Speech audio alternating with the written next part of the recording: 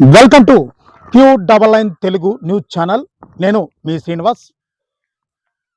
అనకాపల్లి జిల్లాలో ముఖ్యంగా రైవాడ జలాశయంలో బోటు ప్రమాదం జరిగినట్లు మనకు ఒక బ్రేకింగ్ న్యూస్ అందుతుంది. ఈ బోటు ప్రమాదంలో ముగ్గురు యువకులు దుర్మరణం చెందినట్లయితే మనకి న్యూస్ అప్డేట్ రావడంతో మనం హుటాహుటిన ఏదైతే జీనబాడు వద్ద ఉన్నటువంటి సంబంధిత ప్రమాద స్థలాన్ని వద్దకైతే మనం ఈరోజు చేరుకోవడం జరిగింది. ప్రమాద స్థలం దగ్గర నుంచి పూర్తి వివరాలు మీకు అందించే ప్రయత్నం అయితే Q99 న్యూస్ చేస్తుంది. ఇందులో భాగంగా ముఖ్యంగా ఏదైతే ఈ జీనబాడు గ్రామానికి చెందినటువంటి ఈ నలుగురు యువకులు ఏ విధంగా వెళ్ళి బోటు ప్రమాదానికి గురయ్యారో పూర్తిగా వివరించే ప్రయత్నం అయితే మీకు చేస్తాను.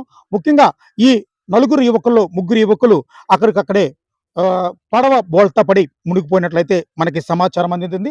వాళ్ళందరూ కూడా మృతి చెందినట్లు ఇప్పటికే విశ్వనీయ వర్గాలు అయితే వాటిని ధృవీకరించడం జరిగింది. సో ఒక ప్రసాద్ మాత్రమే ప్రాణాలను అరచేతులు పెట్టుకొని బయటకు వచ్చినట్లు మనకి పూర్తిగా సమాచారం అందింది.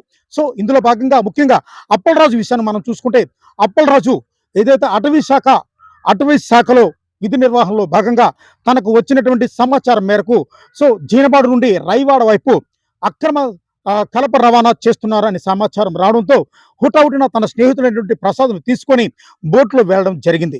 సో అక్కడ రైవాడ దగ్గర ఏదైతే అక్రమ కలపను స్వాధీనం చేసుకుని సంబంధిత అధికారులకు అప్పచెప్పి రిటర్న్లో ప్రయాణం వస్తుండగా ఇద్దరు స్నేహితులు మళ్ళా రైవాడ గేట్ దగ్గర ఆపి మళ్ళీ మేము వస్తామని చెప్పడంతో తిరిగి ప్రయాణంలో సుమారు జీనబాడు దగ్గరికి వచ్చేటప్పుడు ఈ ప్రమాదం జరిగినట్లు ప్రత్యక్ష సాక్షి అయినటువంటి ప్రసాద్ మనకు చెప్పడం జరిగింది. సో ఈ విచారకరమైనటువంటి విషయం ఏమిటంటే, ఈ చనిపోయిన ముగ్గురు వ్యక్తులు కూడా ఆ కుటుంబంలో ఒకే ఒక కుమారులుగా చెప్తున్నారు. సో ఇది ఆ చుట్టుపక్కల ప్రజలను చాలా చుట్టుపక్కల గ్రామ ప్రజలకు అలాగే చుట్టుపక్కల గ్రామంలో ఉన్నటువంటి ప్రజలకు విషాద ఛాయలైతే అలుముకున్నాయని మనం చెప్పుకోవచ్చు.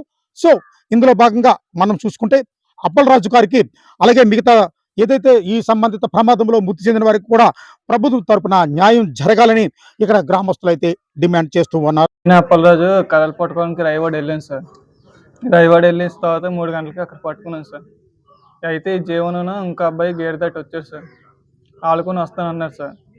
రావుద్ర బోటు బాగోలేదంటే ఆయన వచ్చారు సార్.